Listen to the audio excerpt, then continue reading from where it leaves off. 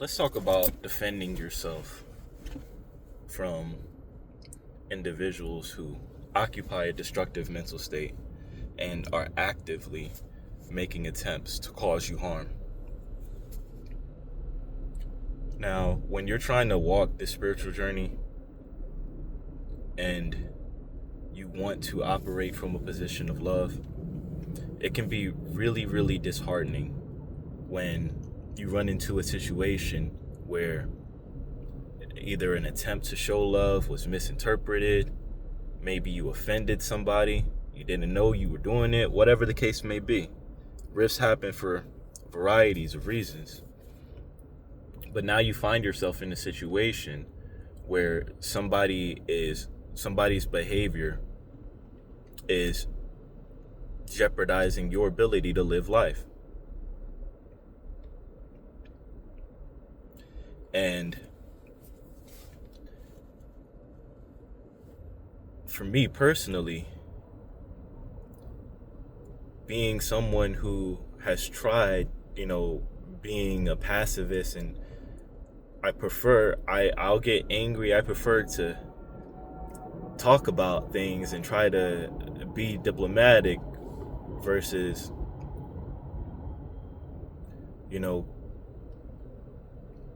things escalating to other levels where I'm retaliating in a malicious way. And when words and trying to compromise doesn't work either, it can be really difficult to stay in a frequency of love and in a frequency of still trying not to hurt this person who is actively trying to hurt you. It's like when lifeguards talk about saving a drowning person, and how if you're not trained, a person who's drowning can pull you down because of how scared they are about what's going on. So in order for lifeguards to save someone who's drowning, that person needs to be able to calm down.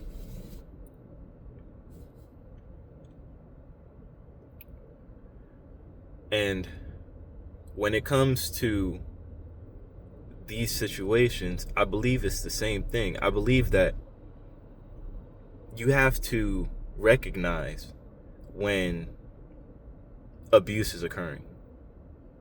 And any time that abuse is occurring,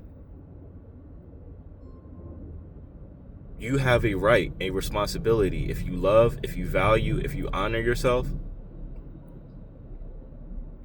to make sure that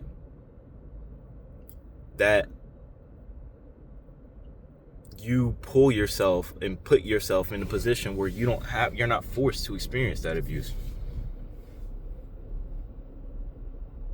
No one owns you, and you don't own anyone. We're all children of God. And grace is yours by divine right. It doesn't matter what you've done, whether or not you did something intentionally to hurt them and you're a different person now. It doesn't matter. If you did something and you forgive you but they don't,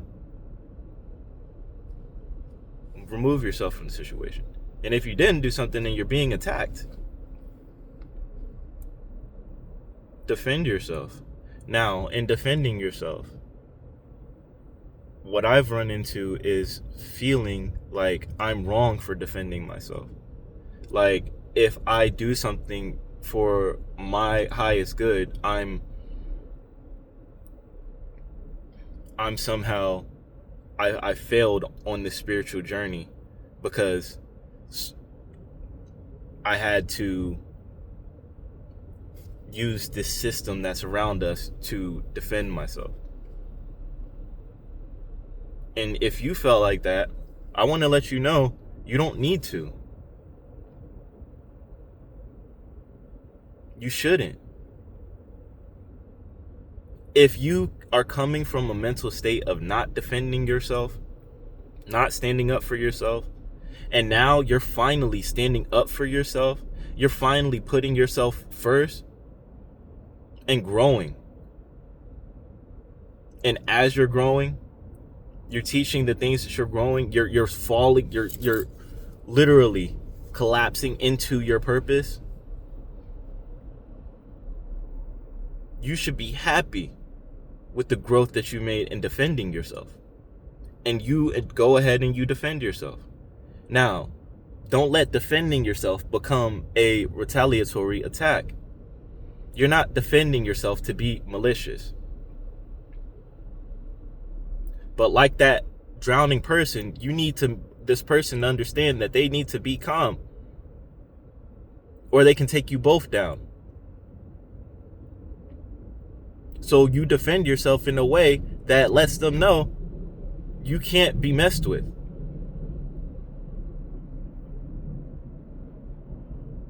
You are protected.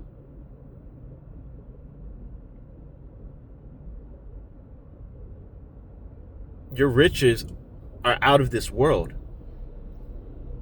You are made of the substance that makes up this universe.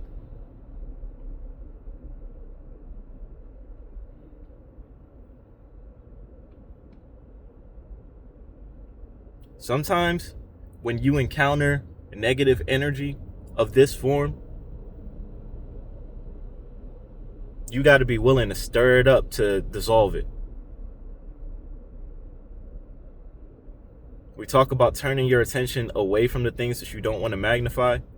Sometimes you can't just turn your attention away from certain actions, especially if they potentially harm your ability to live, your ability to provide for yourself.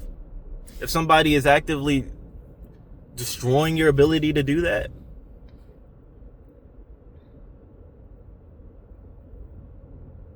it doesn't matter what their reason is.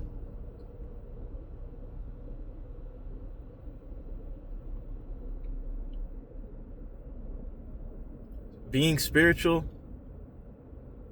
does not mean being a carpet, does not mean being a doormat, does not mean that people can walk all over you.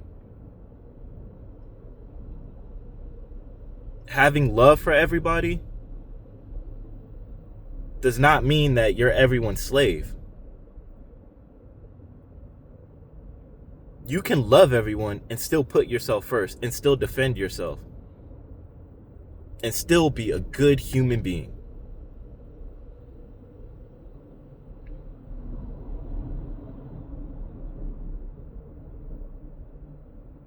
Don't let abuse stamp out your spark. I love you. I want to see the fullest expression of you. This is The Spark.